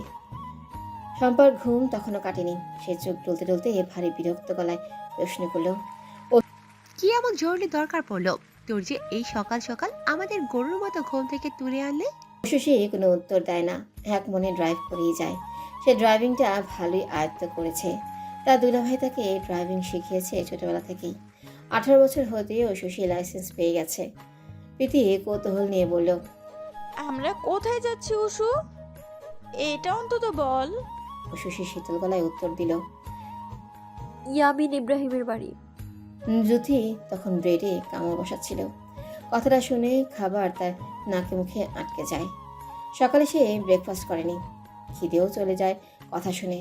উত্তেজনা মিশ্রিত কণ্ঠে জানতে চাইল, সত্যি বলছিস তুই নাকি ফাজলামি করছিস?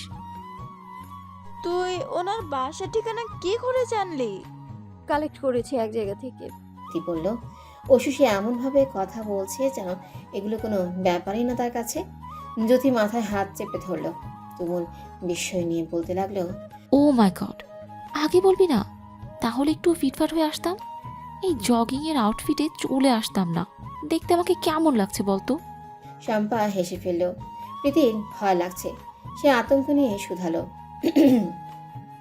কেন যাচ্ছি আমরা ওখানে? অশুষি নিস্তরঙ্গ কণ্ঠে বলল। তোরা কিছুই করবি না, যা করার সব আমি করব। ওই লোকটার বাড়ি থেকে আমার পেন্টিং নিয়ে আসবো। জ্যোতিসহ বাকিরা চোখ বড় করে চাইল। শম্পা অশুষির মাথায় গাঁটটা দিয়ে বলল, পাগল হয়েছিস? ওটা যে তরি পেন্টিং, তার কি প্রমাণ আছে?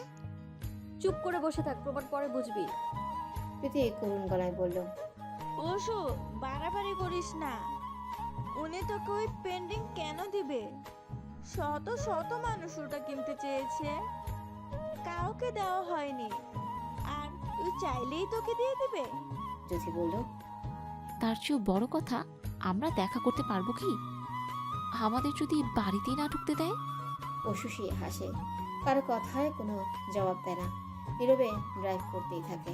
বিশাল বড় মাঠ দিয়ে ঘেরাও করা উঁচু প্রাচীর সমৃদ্ধ বাড়িটির পেছনে টলটলে ঝিল। বাড়িটির নাম নিঝুম নীর। এমন একটা জায়গায় এত বড় বাড়ি আছে, ব্যাপারটাই কল্পনাতীত। অশুষি একেবারে মূল ফটকে এসে থামল।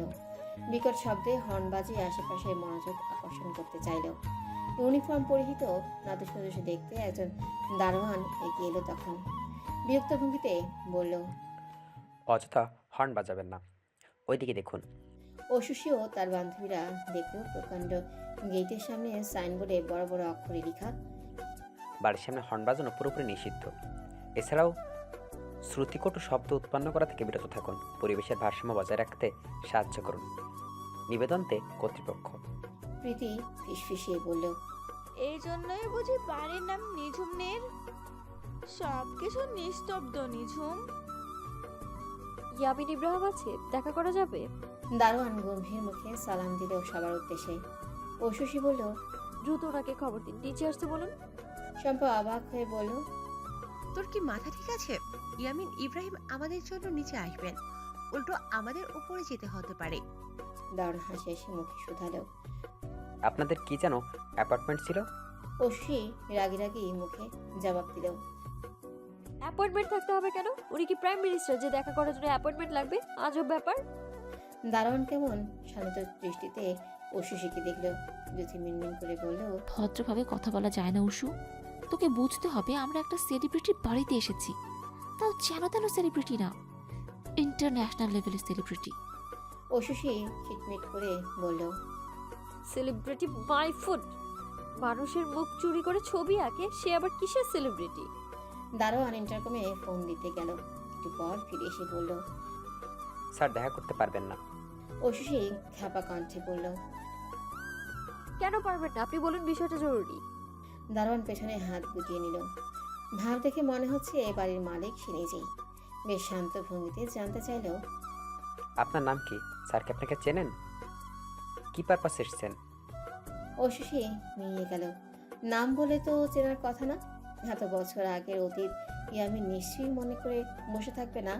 তবে মুখ দেখলে সে অবশ্যই চিনবে, না হলে কি এমন নিখুঁতভাবে পেন্টিং আঁকতে পারতো? অশুষি বলল, নাম বলে চিনবে না, তবে আমার মুখ দেখলে অবশ্যই চিনবে। আমার নাকের তিল পর্যন্ত ওনার মুখস্থ আছে।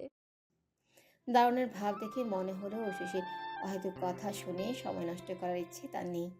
হাই তুলে বিরস মুখে বলল, আপনারা অন্যদিন আসুন, আজকে স্যার ব্যস্ত আছেন। অতঃপর উত্তরের প্রতীক্ষা না করেই ভেতরে ঢুকে লম্বা গেট বন্ধ করে দিল দারোয়ান। মুখের উপর এত বড় অপমান সহ্য করতে না পেরে থমথমে ফ্যাকাশে রূপ ধারণ করলো অশুষির চেহারা। জ্যোতি, শম্পা আর প্রীতি কেবল ছোট্ট করে একটা নিঃশ্বাস ত্যাগ করলো, যেন তারা জানতো এমন কিছুই হবে। তারা এই জন্য তারা প্রস্তুত ছিল। অশুষি নিঃশব্দে ড্রাইভিং শুরু করলো। প্রীতি কিছুক্ষণ উসখুস করে বলল, এখানে আসারটাই ভুল হয়েছে। সেলিব্রিটি মানুষ বলে কথা, এত সহজে দেখা দিলে কি আর মানুষ হাজার হাজার টাকার টিকিট কেটে ওনাকে দেখতে আসে? শম্পা বলল, ইন্টারকমে ফোন করার পরই ব্যাটার ব্যবহার বদলে গেছে, সাথে গাড়ি আর উষুর ভাব দেখে মনে হয় আমাদের ভিআইপি ভেবেছিল প্রথমে। দেখলি না কেমন সালাম দিয়ে হাসি মুখে কথা বলছিল? জ্যোতি নিঃশ্বাস ছেড়ে বলল, তারপর ফোন করে যখন বুঝলো আমরা কিছুই না, তখনই মুখের উপর গেট লাগিয়ে দিল। আমার খুব লজ্জা লাগছে। এভাবে হুট করে ওখানে যাওয়াটা উচিত হয়নি। সবার কথা শুনে রাগে ফুঁসছে উশুশি। তার মুখ ক্রমশ লাল বর্ণে রঞ্জিত হচ্ছে। ছোটবেলার কথাগুলো একে একে মনে পড়ছে হঠাৎ। প্রায় 9 বছর আগে প্রথমবার উষ্ণতা আপুর সাথে ইয়ামিনের বাড়িতে এসেছিল সে। তখন থেকেই শুরু হয়েছে অপমানের রেলগাড়ি। পরতে পরতে উশুশিকে অপমান করে গেছে ইয়ামিন নামের 17 বছরে রক্তটা বদমেজাজি নাকুচো রাক্ষস ধরনের ভয়ঙ্কর ছেলেটা। তার জন্য কত সাফার করতে হয়েছিল তাদের। একবার তো ইয়ামিন মাঝ সড়কে উশুশিকে গাড়ি থেকেই নামিয়ে দিয়েছিল। সেই বীভৎস দিনের কথা মনে পড়লে উশুশি এখনো শিউরে ওঠে, ভয় পায় যদি সেদিন তার কিছু হয়ে যেত। এইসব অপমানের জেদ বুকে পুষে বড় হয়েছিল, একদিন সঠিক জবাব দেবে বলে, কিন্তু সেই আশাতেও ঘুরে পালি। লোকটা তাকে বরাবরের মতো এবারও অপমান করে বাড়ির গেট থেকে তাড়িয়ে দিয়েছে। উশুশি ভুলবে কিভাবে এত বড় ঘটনা? তার গায়ের প্রতিটা শিরা বেজে উঠছে, কাঁপছে মস্তিষ্কের নিউরন। প্রচন্ড রাগে সে স্তম্ভিত, ক্রোধান্বিত। এমন অবস্থায় আগুনে ঘি ঢালার মতো জ্যোতি বলে উঠল, তোর মাথায় না বুদ্ধি বলতে কিচ্ছু নেই উষু। কেন যেচে করে অপমান করতে আমাদের এখানে নিয়ে আনলি? কাজটা একদম ঠিক হয়নি। উশুশি উন্মত্ত কণ্ঠে বলল, কোনটা ঠিক আর কোনটা ভুল সেটা তোদের থেকে জানার দরকার নেই আমার। জ্যোতিও এবার রেগে গেল। তাই যদি হয় তাহলে একাই আসতি, আমাদের কেন সাথে করে এনেছিস? এতই যখন তোর সাহস, নেক্সট টাইম তাহলে একা একাই আসবি। দেখি কত বড় কলিজা তোর। উশুশি তার কণ্ঠে রাগের ফোয়ারা নিয়ে বলল, তোদের কি মনে হয় আমি একা ওনাকে ফেস করতে পারবো না বলে কাউন্টার হিসেবে তোদের এনেছি?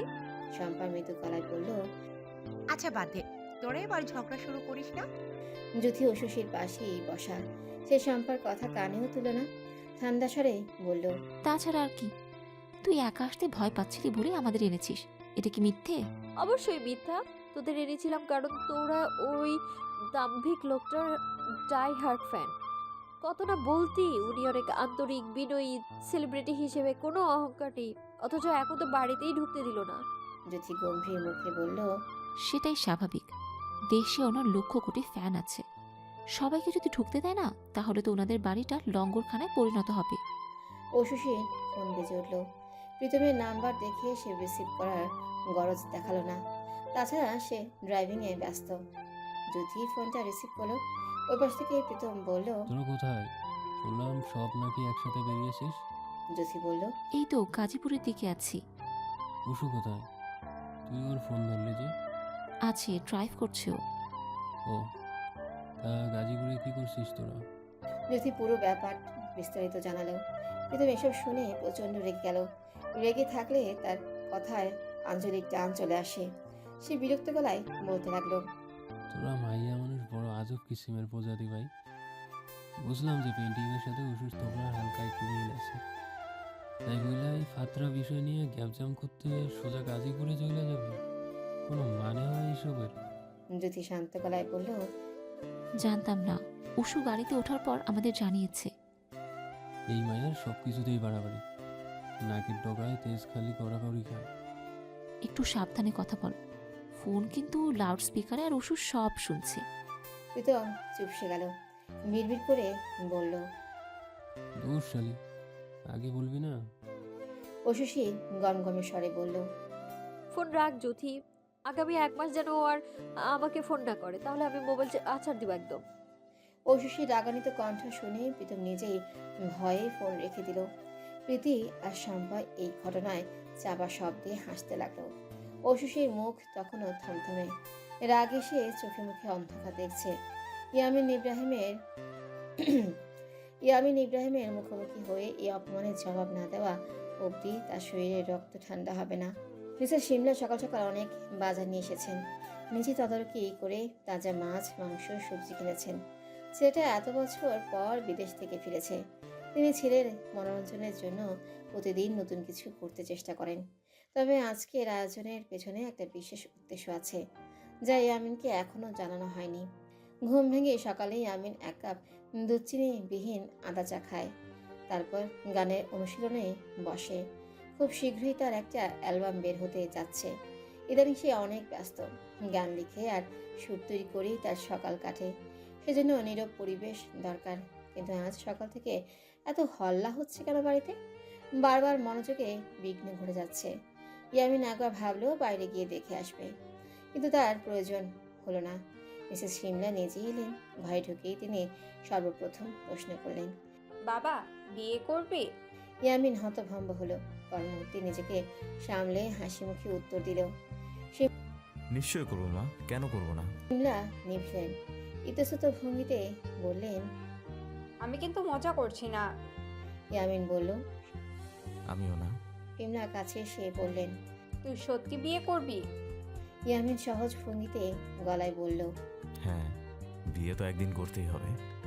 আমি যদি বলি আজকেই করতে হবে? ইয়ামিন মাথা নেড়ে বলল, তাহলে আজকেই করবো। সিমলা বিশ্বাস করতে পারছে না। নিশ্চিত হতে আবারও জানতে চাইলেন, সত্যি বলছিস? সত্যি তুই বিয়ে করবি? ইয়ামিন মায়ের হাত ধরে নরম গলায় বলল, যদি তুমি এতেই খুশি হও তাহলে করব। জীবনেও তোমার কোনো কথা শুনিনি, সবসময় অবাধ্যতা করেছি, তাই আজকে সবকিছুর মূল্য একসাথে পরিশোধ করব। যাও, তোমার কথা রাখতে প্রয়োজনে আজকে আমি বিয়ে করব। আনন্দে সিমলার চোখে পানি চলে এলো। তিনি এতটাও আশা করেননি। ভেবেছিলেন ছেলেকে বিয়েতে রাজি করাতে না জানি কত কাঠখড় পোড়াতে হয়, কিন্তু ছেলে যে এমন এক বাক্যে রাজি হয়ে যাবে তা কে জানত। সিমলা খুশি হয়ে ছেলেকে শক্ত করে জড়িয়ে ধরলেন। ইয়ামিন বলল, এখন একটু নীরবতা চাই আমি মা, একটা গানের লিরিক্স লিখছি যে। সিমলা ছেলেকে ছাড়লেন। নিজেকে ধাতস্থ করে চোখ মুছে বললেন, ঠিক আছে, তুই লিরিক্স লিখ। তবে একটা কথা বলে রাখি, আমি অনেক খুশি হয়েছি। পাত্রী আমার বান্ধবীর মেয়ে। আজ আমি তাদের লাঞ্চে ইনভাইট করেছি। যদি তোর মত থাকে তাহলে আজকে আকট করিয়ে ফেলবো।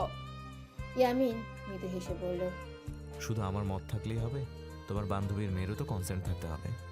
সিমলা আত্মগরিমায় ঝলঝল করে উঠলেন। দুপুরের মধ্যে মান্তাসার পরিবার চলে এলো। মান্তাসার বাবা মা, বড় বোন, দুলাভাই মিলে মোট 5 জন তারা। প্রথম দেখাতেই বলে দেওয়া যায় মান্তাসার রূপবতী রমণী, তবে স্বভাবটা তার একটু বেশি গায়ে পড়া।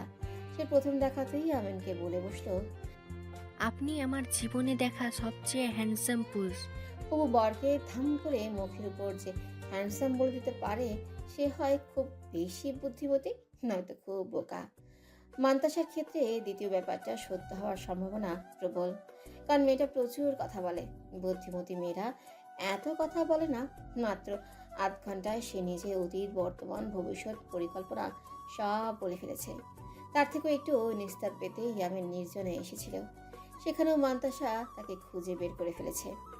এক কথায় ইয়ামিন যেখানে যাচ্ছে চিনির পিঁপড়ের মতো মান্তাসাও সেখানেই ছোক ছোক করে বেড়াচ্ছে। মাত্র এতটুকু সময়ে ইয়ামিন যথেষ্ট অতিষ্ঠ। তাহলে সে সারা জীবন এই নির্বোধ মেয়ের সাথে থাকবে কি করে? মেয়েটা এতক্ষণেও বুঝতে পারেনি যে ইয়ামিন তার কাণ্ডে বিরক্ত হচ্ছে। একে মুখে বললেও বোঝার কথা না। ইন্টারকমে টেলিফোন বেজে উঠল। ইয়ামিন তখন লিভিং রুমে ছিল। মান্তাসা তার পাশে দাঁড়িয়ে বকবক করেই যাচ্ছিল। মূলত তাকে থামানোর উদ্দেশ্যে ইয়ামিন ফোন হাতে নিল। হ্যালো। নিচ থেকে দাঁড়ান বলল, স্যার সেদিন একটা ম্যাডাম এসেছিলেন যে উনি আজ আবার এসেছেন, বলছেন খুব জরুরি দরকার।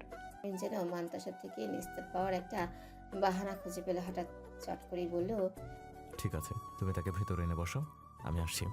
ফোন রাখতেই মান্তাসা প্রশ্ন করলো, কোথায় যাচ্ছ তুমি? মাত্র 30 মিনিটে এই সম্পূর্ণ অপরিচিত মেয়েটি তাকে তুমি বলে সম্বোধন করতে শুরু করেছে, যেন তা 30 বছরের বিয়ে করা বউ। ইয়ামিন অস্বস্তি ঠেকিয়ে বলল, নিচে আমার সাথে দেখা করতে একজন ভিজিটর এসেছে। ছেলে নাকি মেয়ে? ইয়ামিন ধৈর্য নিয়ে জবাব দিল, গিয়ে দেখতে হবে। অশুষি হাত ভাঁজ করে বসে আছে, অপেক্ষায় পা নাড়ছে। তার অদ্ভুত স্বভাব হলেও উত্তেজিত অথবা দুশ্চিন্তিত অবস্থায় অনবরত পা নাড়ানো। তাকে বাগানের সোফায় বসতে দেওয়া হয়েছে। এই জায়গাটা বেশ সুন্দর। বৃষ্টি হলে এই সোফাগুলো কি সরিয়ে ফেলা হয় কে জানে। আজকে আকাশ ঝকঝকে পরিষ্কার। এখানে বসে কফি খেতে দারুণ লাগার কথা। ঠান্ডা বাতাস চারিদিকে, ফুলের গন্ধে মোমো করছে। যদিও অশুষির এই মুহূর্তে এসব ভালো লাগছে না। পেছন থেকে একটা নিরেট কণ্ঠ বলে উঠল, এক্সকিউজ মি। অশুষি উঠে দাঁড়িয়ে গেল। পেছন ফিরে ইয়ামিনকে দেখে সে সামান্য অপ্রস্তুত হলো। ইয়ামিন বিস্মিত কণ্ঠে বলল, আরে আপনি সেদিন তাহলে আপনি এসেছিলেন? ঐশী বিব্রত ভঙ্গিতে গায়ের ওড়না ঠিক করতে লাগলো। তার হঠাৎ নার্ভাস লাগছে, কেন বুঝতেই পারছে না। ইয়ামিন কাছে এসে খুব আন্তরিক ভঙ্গিতে বলল, বসুন প্লিজ। এই কথা বলে সে নিজেই বসলো। ফুরফুরে মেজাজ নিয়ে বলল, তারপর হঠাৎ কি মনে করে? সেদিন তো বলেছিলেন আমার মতো সেলিব্রিটিদের নাকি আপনি ভাও দেন না, তো আজ হঠাৎ আমাকে এত পাত্তা, একদম বাড়িতে চলে এসেছেন। কি লাগবে, অটোগ্রাফ নাকি সেলফি? ইচ্ছে করে ফোরন কাটলো ইয়ামিন। ঐশী চল শক্ত করে বলল, আপনি খুব ভালো করেই জানেন আমি কেন এসেছি, অযথা নাটক করবেন না। মানে কেন এসেছেন আপনি? ঐশী সরু দৃষ্টিতে তাকালো, রাগে কচকচ করে বলতে লাগলো, শ্রীমঙ্গলে আপনি আমার পোর্ট্রেট আঁকতে চেয়েছিলেন, কিন্তু আমি অনুমতি দিইনি। ব্যাপারটা এখানেই শেষ হওয়ার কথা ছিল, অথচ আপনি কি করলেন? এর 10 দিন পরেই নিজের পেন্টিংয়ে আমার মুখ বসিয়ে দিলেন আপনি। আপনার মুখ আমার পেইন্টিংয়ে বসিয়েছি মানে? একদম অস্বীকার করবেন না, আপনার পেন্টিংয়ের পুকুরে সাঁতার কাটা ওই মেয়েটার মুখের সাথে আমার মুখের সম্পূর্ণ মিল আছে। সবাই মিল পেয়েছে, আমার বন্ধুরাও একই কথা বলেছে। আপনার যদি সাহস থাকে তাহলে নিয়ে আসুন ওই পেন্টিং, এখনই প্রমাণ দিচ্ছি আমি। মান্তাসা ততক্ষণে বাগানে হাজির হয়েছে। তারা যে জায়গাটায় দাঁড়িয়ে আছে তার থেকে একটু দূরে মান্তাসা দাঁড়ালো। খুব কৌশল করে সে কথা শোনার চেষ্টা করছে। ইয়ামিন ব্যাপারটা টের পেতেই উঠে দাঁড়িয়ে গেল। ঐশী কাছাকাছি এসে কয়েক মুহূর্ত চুপ থেকে হঠাৎ বলে উঠল, প্রমাণ লাগবে না, ওটা আপনারই পেইন্টিং। ঐশী অগ্নিশর্মার রূপ ধারণ করলো মুহূর্তেই। চিবিয়ে চিবিয়ে বলল, আপনি এত বড় একটা কাজ কি করে করতে পারলেন, তাও আমার অনুমতি ছাড়া? কেন করলেন আপনি এটা? কারণ ভালোবাসি। ইয়ামিন সাবলীল ভঙ্গিতে বলল, কি? ঐশীর চোয়াল ছুলে পড়ল, চোখ দুটো যেন ঠিকরে বেরিয়ে আসবে। ইয়ামিন কাছে এসে তার হতভম্ব চেহারাটা সময় নিয়ে দেখল, তারপর চিবুক ধরে মুখটা উপরে তুলে বলল, প্রথম দেখাতে আমি প্রেমে পড়ে গেছি। ভালোবাসি তোমাকে, বলতে পারো লাভ এট ফার্স্ট সাইট বা হোয়াট এভার। মেলোডি আর লিরিক্স ছাড়া যেমন গান কল্পনা করা যায় না, তেমন তোমাকে ছাড়া আমি অন্য কারো মুখ কল্পনা করতে পারি না। তুমি আমার রং তুলির একমাত্র চিত্ররূপসী। ঐশী হতচকিত, গলায় জামার বেঁধে গেল শব্দ। এর মধ্যেই ইয়ামিন তার ডান গালে খুব আলতো করে একটা চুমু দিয়ে ফেলল। ঐশী তখন বিস্ময়ে হিচকি ওঠার উপক্রম। হৃদয়ে আশ্চর্য অনুভূতিদের হিড়িক পড়ে গেছে। বড় বড় চোখে সে তাকিয়ে নির্নিমেষ। এদিকে মান্তাসা এসব দেখে রেগে বেগে ঘরের দিকে চলে যাচ্ছে। ইয়ামিন তার যাওয়া পর্যন্ত অপেক্ষা করলো। সে পুরোপুরি চোখের আড়াল হতেই ঐশীকে ছেড়ে 3 হাত দূরে সরে দাঁড়ালো ইয়ামিন। তীব্র অস্বস্তিতে আমতা আমতা করে বলল, আম সরি, কিন্তু আমি হেল্পলেস। এটা আমি বাধ্য হয়ে। ইয়ামিন তার সম্পূর্ণ কথা শেষ করতে পারল না। একজন গৃহপরিচারক ট্রেতে করে 2 কাপ কফি নিয়ে এসেছিল। সেখান থেকে একটা কাপ তুলে ঐশী শটান করে ইয়ামিনের মুখে ছুঁড়ে মারল। যন্ত্রণায় কাতরে উঠল ইয়ামিন। পুড়ে গেল তার গ্রীবাদেশ থেকে বক্ষস্থল। ঐশী নিজের ডান গালটা মুছে খড়খড়ে শুকনো গলায় উচ্চারণ করল, স্কাউন্ড্রেল। সে আর এক মুহূর্ত অপেক্ষা করল না, দ্রুত পায়ে বাইরে চলে এলো। গাড়িতে উঠে হাত দিয়ে বারবার নিজের গাল টলতে লাগলো, যেন গালের চামড়া তুলে ফেললেও মেজাজ ঠান্ডা হবে না। হঠাৎ মোবাইল বেজে উঠল। জ্যোতির নাম্বার ভেসে উঠছে স্ক্রিনে। ঐশী কাপা হাতে ফোন রিসিভ করলো। ওই পাশ থেকে জ্যোতি প্রবল আগ্রহ নিয়ে শুধালো, কি রে, আজকেও নাকি তুই গেছিস? ঢুকতে দিয়েছে ভেতরে? ঐশী অস্ফুট স্বরে আওড়ায়। ওটা। জ্যোতি উত্তেজিত হয়ে বলল, রিয়েলি? কি হলো তারপর? ইয়ামিন ইব্রাহিমের সাথে দেখা হলো? রাগে ক্ষোভে ঐশীর চোখ ফেটে তপ্ত অশ্রু গড়িয়ে পড়ল। জ্যোতি কৌতূহল দমিয়ে রাখতে পারছে না, তুমুল কণ্ঠে জিজ্ঞেস করেই বলল, ওনাকে পেইন্টিং এর ব্যাপারে প্রশ্ন করেছিস? কিছু বলেছে? কপট রাগ নিয়ে ঐশী বলল, আমারই পেন্টিং ছিল।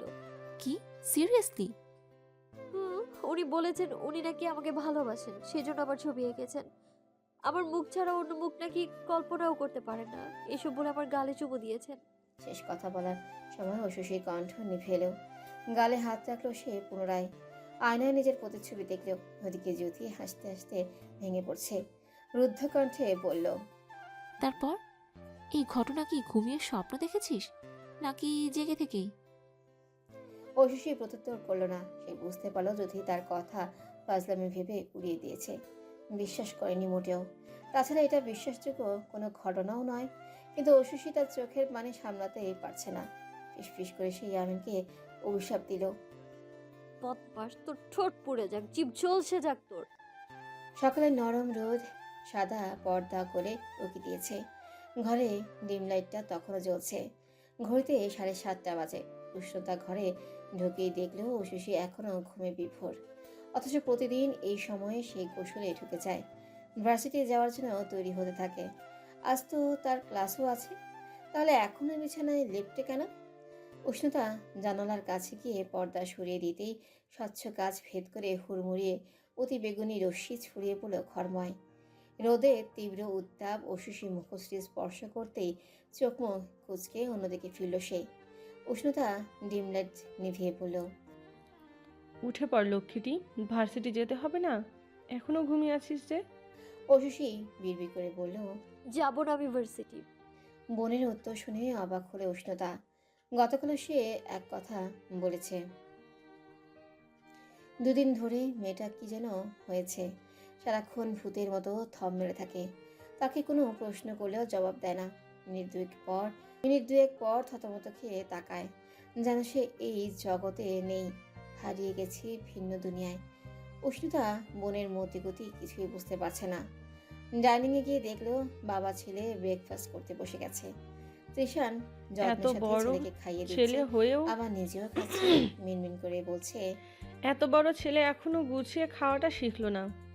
উষ্ণতা চোখ মুখ গম্ভীর করে রান্নাঘরে ঢুকলো। তৃষান বলল, আজকে আমাকে একটু আগে বের হতে হবে, তবে ওকে স্কুলে নিয়ে যেতে পারবে না? উষ্ণতা কথার জবাব দিল না। রাতে তাদের মধ্যে ঝগড়া হয়েছিল, সেটাও তৃষ্ণাকে নিয়ে। আজকাল তৃষ্ণার অবাধ্যতা অনেক বেড়ে গেছে। তৃষান প্রায় 1 মাসের মতো বিদেশ ছিল। গতকালই সে ফিরেছে, আর ছেলের অধ্যত্ত আচরণ দেখে ক্ষিপ্ত হয়েছে। পড়াশোনা বাদ দিয়ে সারাক্ষণ মোবাইলে ভিডিও গেম খেলা তৃষ্ণার কাছে নেশার মতো। নেশার মতো। রাতে তৃষান তাকে বলেছে ফোন রেখে ঘুমাতে যেতে। তৃষ্ণা মুখ শক্ত করে বলেছে। রেগে তৃষান ছেলেকে এমন এক থাপ্পড় দিয়েছে যে মুখ থেকে রক্ত বের হয়ে গেছে। উষ্ণতা খুবই রেগে আছে ব্যাপারটা নিয়ে। এখন পর্যন্ত সে তৃষানের সাথে একটা কথাও বলেনি। তৃষান যে কথা বলার চেষ্টা করেনি তা নয়, নানান বাহানায় সে কথা বলতে চাইছে, কিন্তু উষ্ণতা পাত্তাই দিচ্ছে না। ঐশী চোখ কচলে বিছানা থেকে নামলো। আর ঘুমিয়ে কাজ নেই। সবার দেহেই একটা নির্দিষ্ট বায়োলজিক্যাল ক্লক কাজ করে। সে যে সময় প্রতিদিন ঘুম ভেঙে যায়, চেষ্টা করলেও সেই সময়ের পর আর ঘুমানো সম্ভব হয় না। ঐশী বাথরুমে গিয়ে মুখে পানির ঝাপটা দিল। তারপর ব্রেকফাস্ট করতে ডাইনিংয়ে এলেও তৃষান তখন বের হচ্ছিল। ঐশী হাসি মুখে বলল, গুড মর্নিং ভাইয়া। তৃষান বলল, গুড মর্নিং, ভালো হয়েছে তোমার সাথে দেখা হলো। তবে কখন বের হবে উৎস? ঐশী ভেবেছিল আজ ইউনিভার্সিটি যাবে না। হঠাৎ মেজাজ পরিবর্তন হয়েছে। বলল, এই তো একটু পর। ঠিক আছে, এই টাকাটা রাখো। তৃষান কয়েকটা 1000 টাকা নোট বাড়িয়ে দিল। ঐশী অবাক হয়ে বলল, কিসের জন্য? তোমার আপু বলেছিল থোবাটা কি দরকার। ঐশী উষ্ণতার দিকে চাইল। উষ্ণতা নিজের কাজে ব্যস্ত থাকার ভান করে আছে। এদিকে সে তাকাচ্ছে না, অর্থাৎ তৃষানের সাথে কথা বলার বিন্দু মাত্র ইচ্ছে তার নেই। ঐশী টাকাটা হাতে নিয়ে বলল, থ্যাঙ্কস। তৃষান বলল, শুনলাম তুমি নাকি গাড়ি নিয়ে একা বের হও। ব্যাপারটা কিন্তু ঠিক না। ড্রাইভিংটা তোমাকে শেখানো হয়েছিল সেফটির জন্য, তারপরে এই না যে একা একা চলাফেরা করবে। বাসেটে পর্যন্ত ঠিক আছে, কিন্তু দূরে কোথাও গেলে অবশ্যই আহমদকে সাথে নিয়ে যাও। ঐশী মৃদু হেসে বলল, ঠিক আছে। তৃষান ছেলের কাছে গিয়ে মাথায় হাত বুলিয়ে বলল, বাবা আসি। তৃষ্ণা আইসক্রিম বারে কামড় দিয়ে আনন্দিত গলায় বলল, বাই। রাতে মার খাওয়ার নিয়েই বাবার সাথে অভিমানের কথা আইসক্রিম পেতেই বেমালুম ভুলে গেছে সে। আইসক্রিম দিয়ে ছেলেকে সামলানো গেলেও ছেলের মাকে এখনো সামলানো যায়নি। সে অ্যাটম বোমের মতো ফুলে আছে। তৃষান যাওয়ার আগে নরম গলায় বলল। উষ্ণতা তাকালোও না। ঐশী নিজের ঘরে এসে তৈরি হয়ে নিল। হাতের টাকাগুলো গুনে দেখলেও 7000 আছে, অথচ সে চেয়েছিল মাত্র 4000 টাকা। হ্যাঁ, এটা ঠিক যে ঐশী কখনো অপ্রয়োজনীয় খরচ করে না, কিন্তু তৃষান তাকে প্রয়োজনের চেয়ে বেশি হাত খরচ দিয়ে রাখে। মুখ ফুটিয়ে কিছু চাওয়ার আগে সামনে এনে হাজির করে। কসমেটিক্স, মেকআপ, জামাকাপড়, এক কথায় তার কখন কি লাগবে সবই তৃষানের মুখস্থ। গত জন্মদিনে ঐশীকে একটা লেটেস্ট মডেলের আইফোন কিনে দিয়েছে সে। মাত্র 8 বছর বয়সে বাবা হারিয়েছে ঐশী, কিন্তু কখনো বাবার অভাব উপলব্ধি করেনি। মাথার উপর বিশাল বটবৃক্ষের ছায়া হয়ে তৃষান দাঁড়িয়েছিল সবসময়।